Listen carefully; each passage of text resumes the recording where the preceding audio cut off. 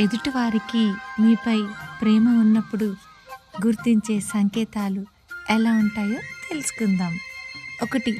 మనసు చదువుతారు. మనం చెప్పకపోయినా మన ఫీలింగ్స్ అర్థం చేసుకుంటారు. 2. టైం ఇస్తారు. ఎంత బిజీ అయినా మనతో మాట్లాడడానికి సమయం కేటాయిస్తారు. 3. కేర్ చూపిస్తారు. మన సమస్యల్ని తమ సమస్యలుగా తీసుకొని సహాయం చేస్తారు. 4. రెస్పెక్ట్ చేస్తారు.